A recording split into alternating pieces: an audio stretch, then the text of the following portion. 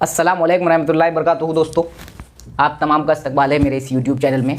आज के इस वीडियो में हम जो है पिछले वीडियो में हमने देखे है मराठी का जो है मराठी इस सब्जेक्ट का जो पहला चैप्टर हमने लास्ट टाइम देखे थे उसका नाम था जो बेसिक जो मराठी ग्रामर के बारे में था वो था। और आज का दूसरा जो है वीडियो हमारा चैप्टर 2 है। ये मराठी ग्रामर को अगर सीरियल वाइज लिया जाए तो उसमें का चैप्टर 2 है ये।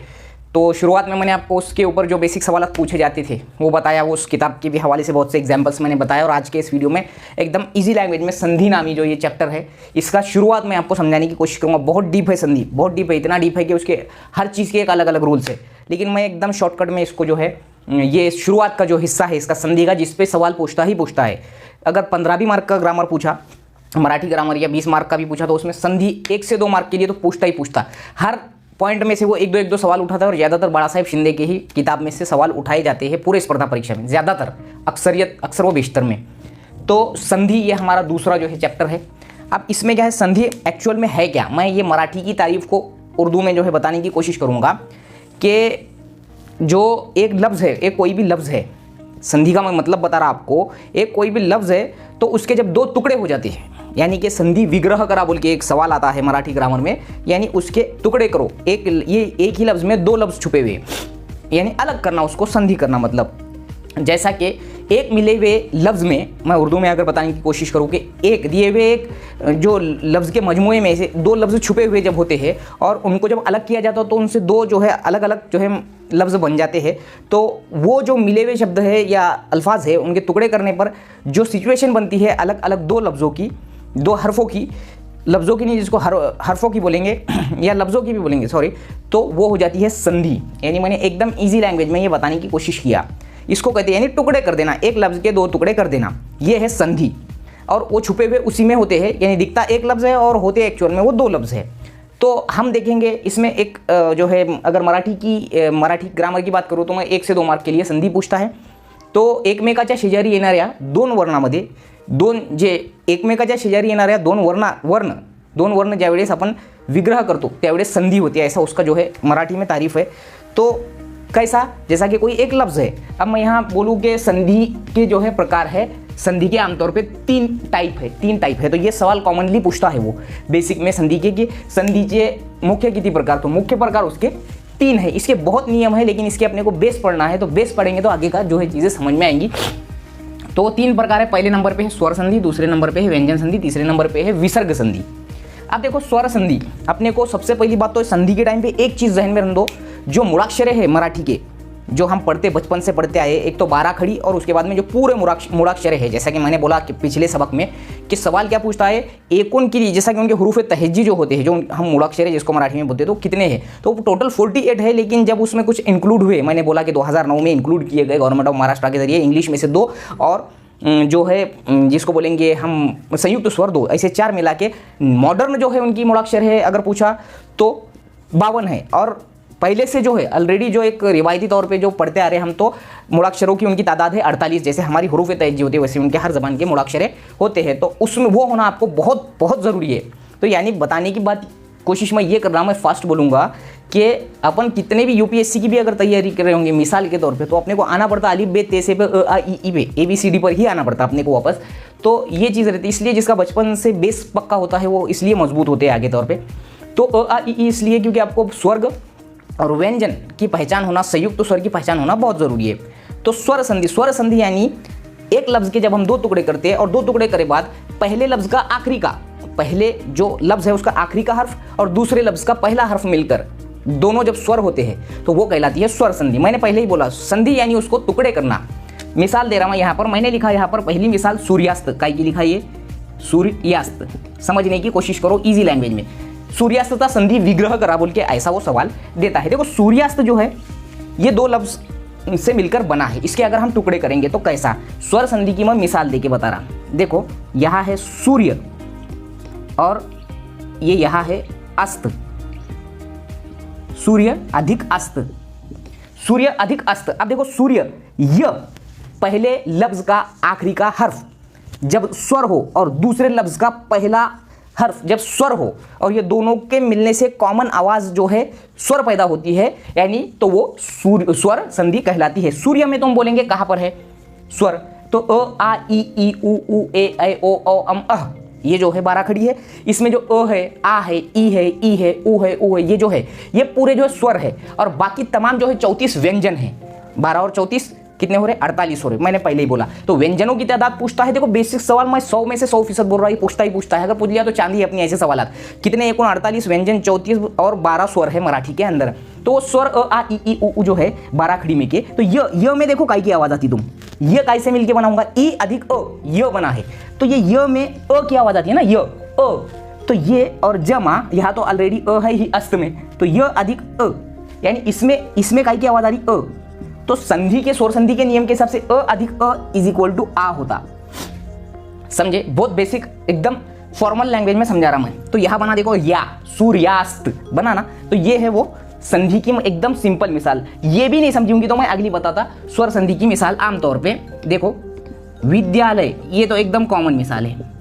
विद्यालय, विद्यालय। अब विद्यालय में देखो तुम, जब विद्या है, द्या में काय की? द्या आ की आवाज निकली। जमा विद्या अधिक आ लय, विद्या अधिक, देखो इसकी जो ये हो रही टुकड़े जो हो रहे, विद्या अधिक आलय, आलय यानी घर, ऐसा यानी ऐसा जगह जहां पर विद्या दी जाती है। विद्या में द्या में क्या है? आ है, और आलय में क्या है? आ। स्वर संधि के नियम के हिसाब से आ अधिक आ, विद्या आ अधिक आ इज इक्वल टू आ, ये बना। इसकी आवाज बनी, विद्या में आ की आवाज है, विद्यालय। ये है स्वर संधि, एकदम सिंपल लैंग्वेज में अगर हमने बोले तो। अब देखो तीसरा, अगर मैं मिसाल लूं, तीसरी मिसाल को समझो, सर्वोपचार, सर्वोपचार। अब तुम बोलेंगे इसमें कहां पर है स्वर संधि? देखो सर्व बना और उपचार, यानी तमाम इलाज, सर्व उपचार, सर्व और उपचार ऐसे 2 टुकड़े हैं, ये उससे बना सर्वोपचार। अब सर्व में देखो वो में अ की आवाज है, और अ इधर उ भी जो है, ये भी हमारे इसके हिसाब से ये स्वर है और ये भी स्वर है। देखो मैंने इसके जब टुकड़े करा तो आखिरी का जो लफ्ज है, पहले 2 टुकड़े करने के बाद पहले लफ्ज का आखिरी का हर्फ और दूसरे लफ्ज का पहला हर्फ ये स्वर होगा, तो ये स्वर संधि है। वो में आवाज काय की आई? वो अ की आवाज आ रही ना, और इधर उ तो ऑलरेडी स्वर है। अ अधिक उ इज इक्वल टू ओ। ओ क्या है? ये स्वर है। क्या है? तो देखो तुम, इसकी आवाज सर्वोपचार में आ रही कि नहीं? सर्वोपचार आया, सर्व अधिक उपचार, ये है स्वर संधि। सेम ऐसे ही जो है, अगर मैं बात करूं, तुम कितनी भी मिसालें जो है समझ सकते हैं। इसमें कई मिसालें हैं जो तुम इजीली, और स्वर संधि बहुत आसान है, स्वर संधि बहुत आसान है। अब आ जाओ व्यंजन संधि। व्यंजन संधि में क्या है? इसकी तारीफ ये है कि कोई, जब तुम 2 टुकड़े कर रहे, जब तुम किसी लफ्ज के 2 टुकड़े कर रहे, उसके पहले लफ्ज का आखिरी हर्फ, पहले लफ्ज का आखिरी हर्फ व्यंजन रहता, और दूसरे लफ्ज का भी जो है आखिरी हर्फ जो है व्यंजन रहता। वो कैसा? जब दोनों, पहले लफ्ज का आखिरी हर्फ व्यंजन और दूसरे लफ्ज का पहला हर्फ ये व्यंजन रहता। मैं अपन उर्दू मीडियम में इसलिए हिंदी में समझा रहा, नहीं तो जनरली मराठी में बहुत इजीली समझ सकते। अब देखो विपद काल, विपद ऐसा दे दिया मैंने, इस पर गौर करो, नीचे लकीर वाला। अब इसमें तुमको मैं इसलिए बोल रहा, तुमको वो जो मूलाक्षर याद होना, इसमें तुमको कठोर व्यंजन, मृदु व्यंजन, संयुक्त स्वर, अनुनासिके, ये तमाम चीज़ों का इल्म होना, तभी तुम इस संधि के पैटर्न को बहुत इजीली समझ सकते।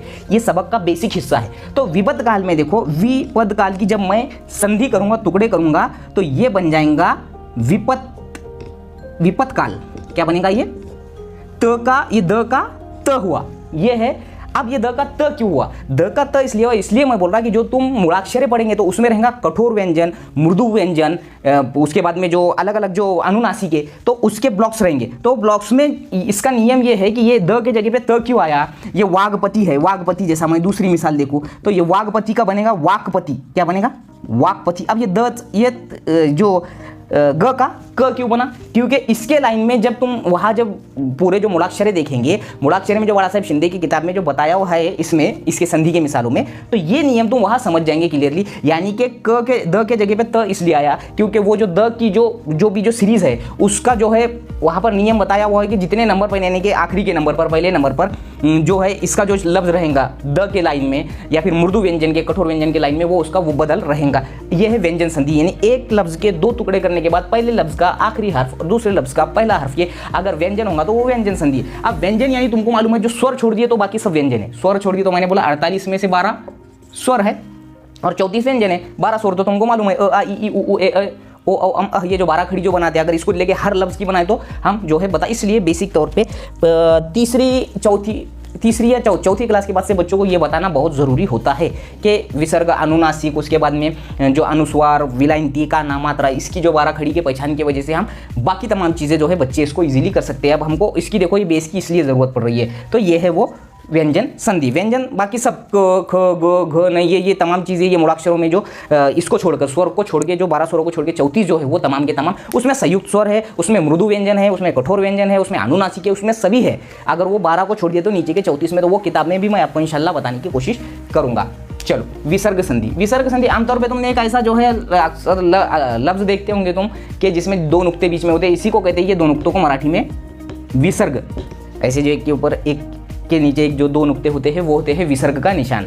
अब ये विसर्ग यानी क्या? विसर्ग यानी, विसर्ग संधि यानी ऐसा तो तुमको दिखेगा। अब इसका क्या होगा बोल के वो पूछता कि भाई इसकी संधि विग्रह क्या होंगी, या फिर ये संधि विग्रह है तो इसका जो है एक जोड़ लफ्ज़ क्या बनेगा। तो मनहरत जैसा मैंने लिखा, तो मनहरत में देखो तुम, ये मनह विसर्ग से पहले क्या है? न है। न में आवाज़ काय की निकल रही? अ की। विसर्गा पूर्वी, विसर्गा पूर्वी क्या बोलेंगे इसको? स्वर। आणि विसर्गानंतर स्वर। र में आवाज़ काय की निकल रही? र में आवाज़, ये देखो, न में आवाज़ काय की निकली? अ की। और र में आवाज़ अ की। अ अधिक अ, उ किंवा ओ। अ अधिक मनह, मनहरत। देखो ये विसर्ग है, विसर्ग के पहले न है, न में आवाज़ काय की निकल रही? अ की। अ क्या है? ये स्वर है। और विसर्गानंतर र है। तो ये इधर अगर विसर्ग से पहले और विसर्ग के बाद में अगर स्वर रहा, ये विसर्ग यानी 2 नुक्ते, स्वर, स्वर अ आ इ उ ए ऐ ओ औ अम अ, ये तमाम स्वर है, अगर रहा तो इसकी आवाज़ जो है ओ की निकलती, ओ की। ये उसका नियम है। मैं ये नियम बता रहा, मैंने बेसिक बता रहा चीज़ें, और उसमें यही नियम है। विसर्गा पूर्वी स्वर और विसर्ग के बाद में अगर स्वर रहा तो उसकी आवाज़ ओ की निकलती है। जैसा कि ये मनहरत, ये विसर्ग करे हुआ है ऑलरेडी। मनहरत जो है यहाँ पर बताऊँगा मैं, ये मनहरत, ये मनहरत, इसका झटके वाले ह की आवाज़ निकली, मनहरत। इसका बनेगा मनोरथ। क्या बनेगा? मनोरथ। देखो ओ की आवाज़ निकली। वैसे ही मनहरंजन, मनहरंजन। अब मनहरंजन में बोलेंगे क्या है? तो विसर्ग के पहले देखो र, न में काय की अ की आवाज़ आई, इधर अम की आवाज़ आई। इधर भी अम जो है ये भी विसर्ग है। अ और अम मिला के, मैंने बोला ये मिलाकर नहीं, इधर भी स्वर्ग है और इधर भी स्वर्ग है, यानी दोनों तरफ विसर्ग के स्वर रहे तो उसकी आवाज़ आती ओ की। तो देखो ये बन गया मनहरंजन, बन गया मनोरंजन, मनोरंजन।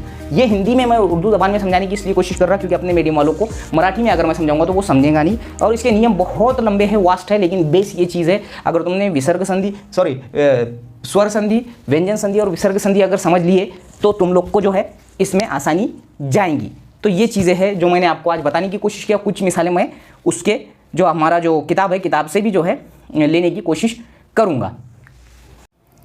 तो दोस्तों ये था आज का संधि इस सबक के बारे में। जो दूसरा सबक है ग्रामर का, मराठी ग्रामर का, उसमें जो सेकंड चैप्टर है जो बहुत इंपॉर्टेंट है, इसकी बेस चीज़ की मैंने आपको मालूमात देने की कोशिश की। आपको अच्छा लगा होगा तो ज़रूर व ज़रूर उर्दू मीडियम में शेयर करें। और ये बहुत सिंपल लैंग्वेज में मैंने समझाने की कोशिश करा। उम्मीद है कि आपको पूरा समझ में आया होगा। बाकी की तमाम मिसालें हम जो है संधि की वो उस किताब के ज़रिए हम देखेंगे नेक्स्ट वीडियो में, लेकिन फ़िलहाल के लिए ये बेस को आप समझ के रख लो। उसके बाद हम मिसालें जो है किताब में से देखने की कोशिश करेंगे और पूरे नियम संधि के मैं आपको बताने की कोशिश करूँगा अपने ही ज़बान में, आसान ज़बान में, एकदम फॉर्मल लैंग्वेज में। वीडियो अच्छा लगे तो लाइक भी करो, शेयर भी करो, सब्सक्राइब करो और उर्दू मीडियम तक खुसूसन पहुँचाओ। अस्सलामु अलैकुम।